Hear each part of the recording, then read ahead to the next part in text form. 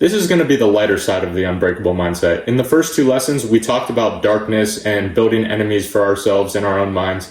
But today is going to be about gratitude, because no matter how hard you try, I'm guilty of this too, no matter how hard you try to appreciate your current situation, you're never going to appreciate something if you have it in abundance. The easiest way to be grateful about your life and appreciate the things is to self-censor yourself. This is going to take a lot of self-control, but if you remember, we've built our enemy, which is a clone of ourselves that is a better version of ourselves in every single metric. So he already has this self-control. So in order to compete against him, you're going to need this self-control too. So for that reason, you now have a greater level of self-control. Now, by reducing the time spent, the money spent, or the energy spent on the things that you like, not only are you going to get more work done, but two, you're going to appreciate the things that you like more, and you're going to end up genuinely happier at the end of it. So for example, I love food. I love a good meal. A nice steak with some eggs with cheese and honey drizzled on top. But every day I don't allow myself to eat until I've gotten X amount of work done and I've gotten my training session in for the day. Even if I'm really hungry and I had an early dinner the night before and it's been almost 24 hours since I ate my last meal, if I have not gotten my training session in for the day and recorded at least one video for the day, I do not allow myself to eat. And you might think I'm crazy, but the reason I do this is because I deliberately prevent myself from doing something that I want to do. So when I end up having that meal, I appreciate it more.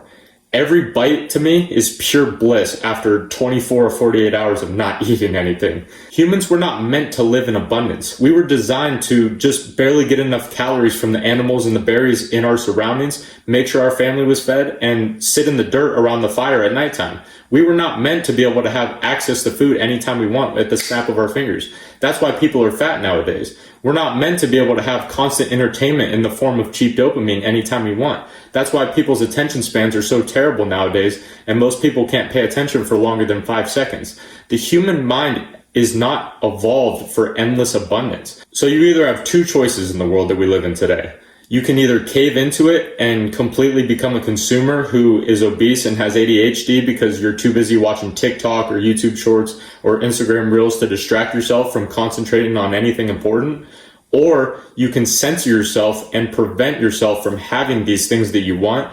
And that's how you build an unbreakable mindset. So I know not all of you are going to want to starve yourself for 24 to 48 hours at a time. So I'm going to give you some other examples of things that you can do that I have done personally.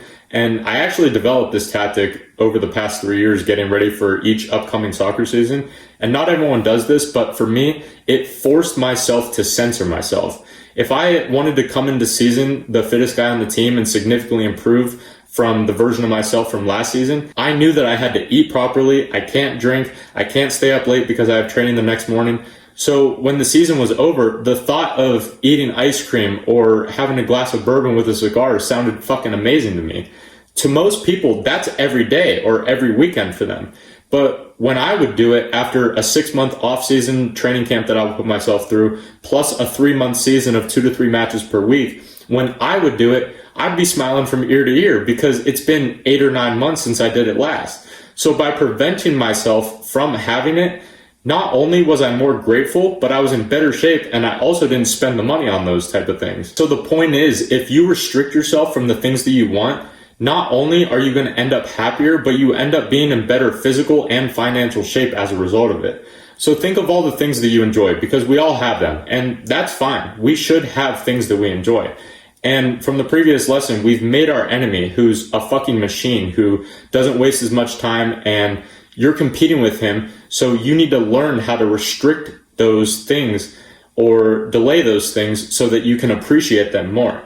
Happiness and being grateful are basically the same thing. If you're grateful for what you have, you're going to be a pretty happy person. And a happy mind is an unbreakable mind. The idea of being a robot and being like, oh, I'm this big tough guy, like nothing affects me, that's not a good life. A good life is a happy person that when struggles come in life, they just glide over those bumps because of their unbreakable mind. And that's the person that you want to be. And you're going to do that by making yourself more grateful through censoring yourself. So over the next couple of days, I know I said I wasn't going to make you do this, but I think it will be beneficial to you. I want you to choose each day whether you're going to eat or whether you're going to drink, because these things we do every day. You wake up, you have your little oatmeal or whatever, drink some water, and you don't really care about it. And you're not grateful for either one. So I want you to wake up and decide, am I going to drink whatever I want today, whether it's coffee, water, or smoothie, or am I going to eat whatever I want today and I'm going to be thirsty? At the end of each day, you're going to be fucking pissed and wish that you made the other decision. And you're going to be more grateful for every time that you had a meal with a nice cold glass of water, or all the times that you had a cold glass of water with a nice meal. Don't be a bitch. Don't let your brain cope yourself out of this. Choose eat or drink for the next 4 days, and you can alternate days back and forth. And at the end of the 4 days, you can have them both together, and you will have a whole new appreciation for the most basic thing in the world, which is a glass of fucking water or a nice meal. Because the days prior, you had a choice. You wake up and your mouth is dry, but you're hungry as fuck from yesterday. So you have to make a choice. Which one is it? So when you're presented with a situation where you have two basic things together, after putting yourself through that stressful situation, you're going to appreciate them much more. That's the first one. The second one is you need to remember how to remember that feeling. I know that sounds stupid, but hear me out. The feelings that we have can be remembered. If you think about a sad event that's happened in your life in the past, that feeling comes back. But people have a hard time remembering gratefulness and happiness and contentment.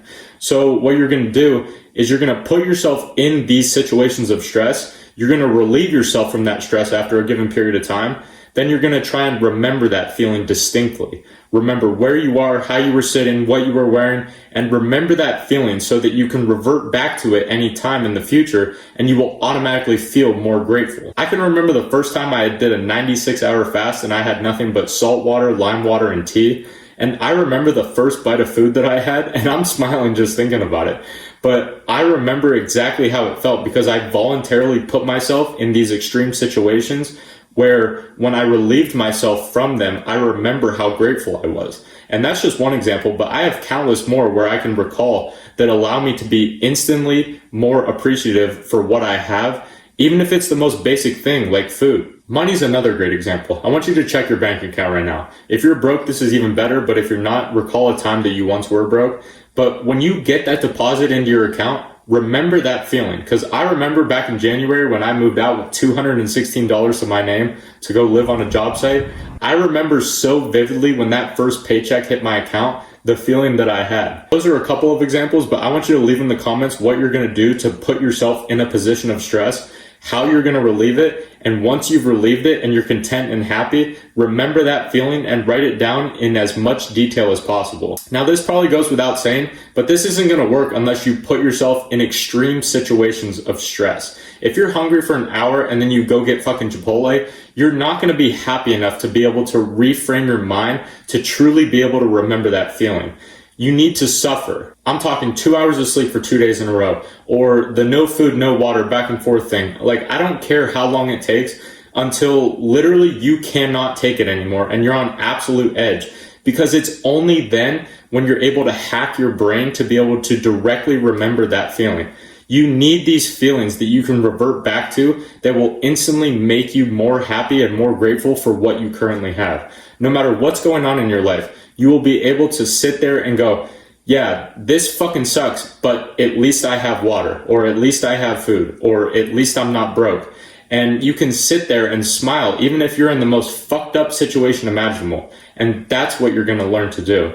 And just in general, this is going to be a good habit to learn, because if you can restrict yourself from doing the things that you really want to do, you're going to not only appreciate them more, but you're also going to be financially and physically better off as a result of them. So look at what you do with your spare time, and the next time that you really want to do something, tell yourself, no, I'm not going to do it today, I'll do it tomorrow. Make yourself wait, because you'll appreciate it more, and remember that feeling with as much detail as possible. That's lesson 3 of how to build an unbreakable mindset, and I will see you tomorrow for lesson 4, my friend.